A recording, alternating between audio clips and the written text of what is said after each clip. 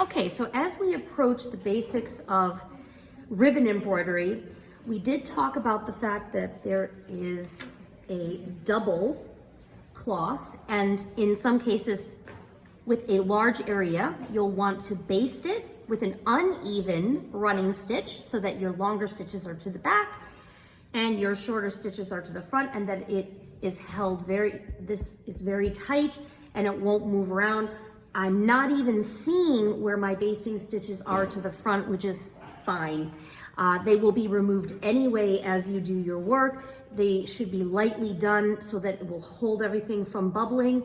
And after that, then you'll want to trace your design or draw your design. Tracing up against a light box or a window, as we talked about. You're welcome to use any type of carbon trace if it's something very specific, or in this case, you can always use your pen to do something beautiful. But in ribbon embroidery, you really only want to map out very little. So for example, later on when we do our daisy, I'm gonna make my daisy over here, and we probably won't even get to the stem stitch. I would map out like, I would want my French knots to be here, and you can just kind of say, I'm gonna do a cluster of French knots, and I know that I'm going to have 1, 2, 3, 4, 5, 6, 7, and then I'm gonna kind of make it look like it fades away on one side. Okay, so I'll have shorter petals, but that's all you need to mark, right? My rose wheel, they're marked just like what we did in crewel. So you're very familiar with that same process, and we'll do that again with ribbon embroidery so you can see where those are marked. Sometimes you can mark even where you might want to put leaves and buds, although I'm going to show you a leaf technique which you don't have to do. So there's very limited marking. Even if you want to do something simple, like say you want to just do, like we're going to do carnation, and you just map out where your stem is going to be, and again, just a simple placement, and usually a odd number is always better than an even number in embroidery. I know that seems a little off, but trust me, an even number can look too symmetrical with embroidery, so always plan something rather uneven, 5, 7, 3, so on and so forth. Okay, so that's a little bit of like how to set it up. And I've already done 2 versions of just a beautiful stem stitch, one in my highly twisted cotton pearl yarn, which I don't separate, and this is 4 strands of DMC in a stem stitch. That part, you already know how to master that. You are welcome to do whatever you would like if you're going to experiment with floral stitches and things like that, and floral techniques, but I don't recommend doing ribbon embroidery along your stem line. It's not that you can't, and you can experiment with it, but I think to begin, it's not the technique to use along your stem if you're doing a floral motif. So just a heads up for there. Okay, so first thing that we're going to start with is we're just gonna do a little violet. It's not gonna be violet colored. I'm actually gonna use the gold so that you can see this. But our basic part of beginning is to cut your ribbon on an extreme angle, okay? Not straight across, but on an extreme angle, so you get a super point, okay? And sometimes if your ribbon wants to be a little difficult, hold it between your hands so you create super tension and clip super fast, okay? You can even kind of just treat it a little bit like thread and get that point ready. You're using chenille needles, which I mentioned. 22 is about the biggest you want to go, then 24, and dare you do 26, go for it if you have it thin enough. But yes, about 24, 22 is the average. Okay, you could even do 20. And then it slips right through. but you're not done there. There's one very important thing. Take the end, and this is really key. Take the end, put the point of the needle, keep it flat, right here, about 1/4 of an inch in.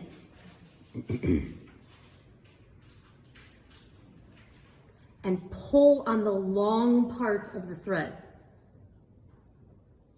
You must do this. This is how you begin, okay? It will stay, and the tail will not get shredded like normal thread embroidery. You have the tail, not in ribbon embroidery, okay? So clip on an angle, then you thread through, and you just poke the end and then pull the long tail. Okay, so now we're gonna flip this back here.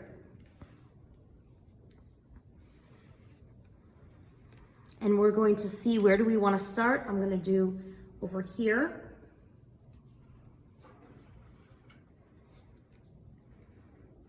So I'm going to lift just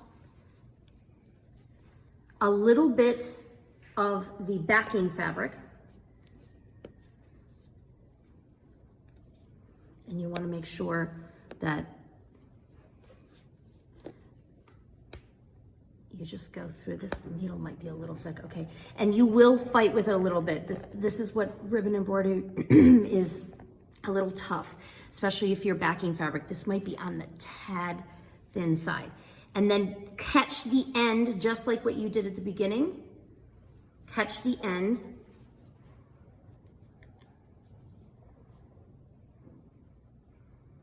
And gently pull that through. And that's how you don't have to knot anything to the back, okay? And the first thing that we're going to do is just a regular straight stitch. So imagine we would have embroidered that line, much like what I have over here and over here. You can then begin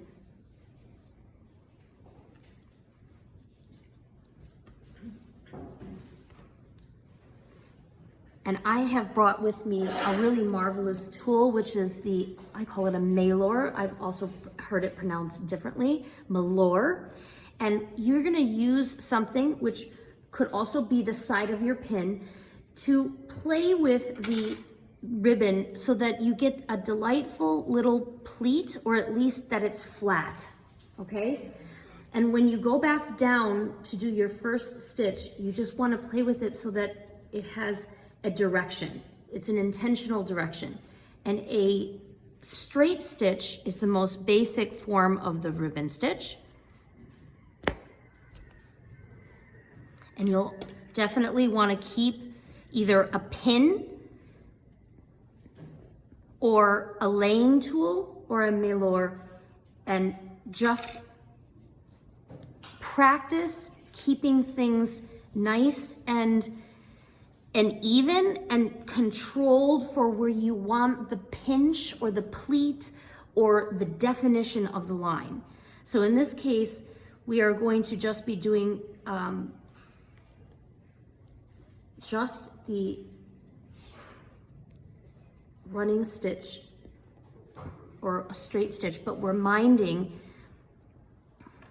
that we don't twist. And what's nice is it's never gonna, your ribbon never falls off the end of the needle because you've got it tied just so, like I showed you. So make sure that even on your second stitch that you're shaping what, this is gonna look like a violet, so we wanna go straight into our stem. And as you track down,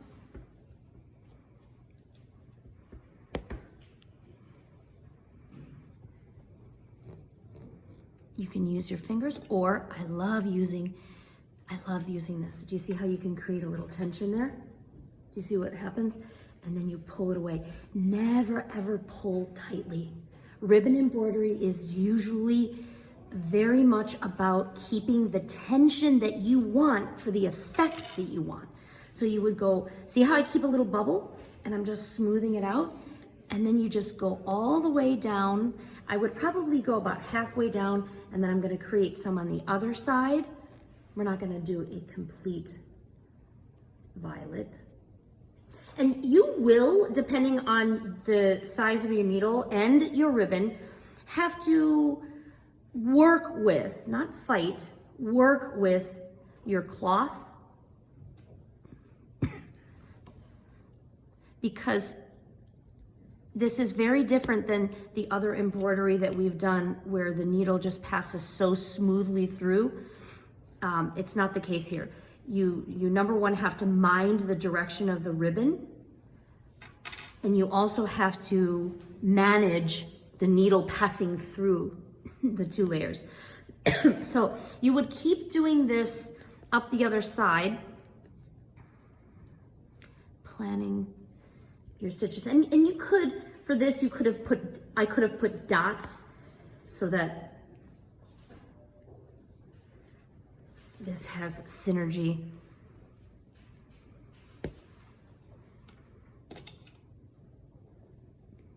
But you see how this is really essential? You can really get in trouble with pulling too tight, and you can also destroy the beauty of what you have intended to embroider if you keep the ribbon sort of willy-nilly all over the place. You don't want that. You want to control this. There's also using the stylus and also just controlling it with your needle if you don't have these tools. So I'm going to put this one right below.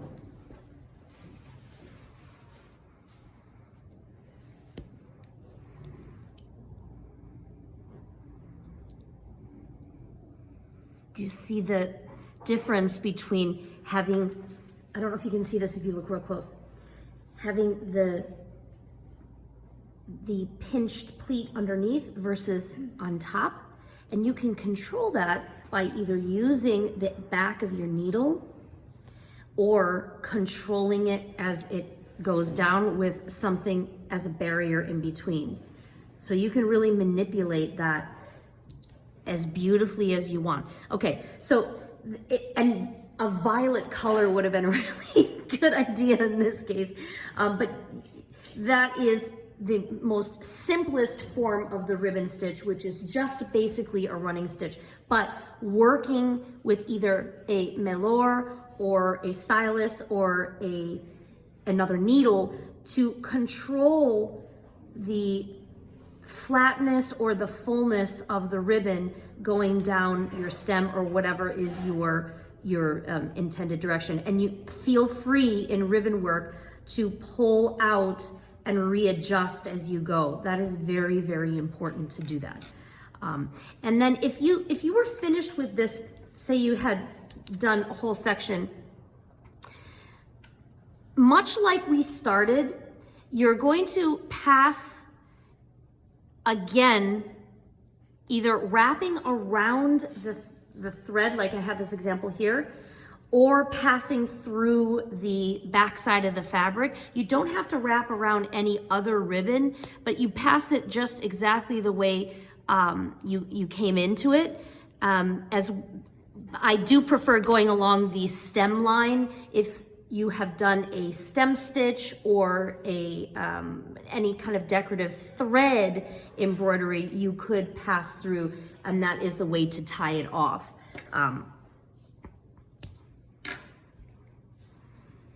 What would the silk embroidery be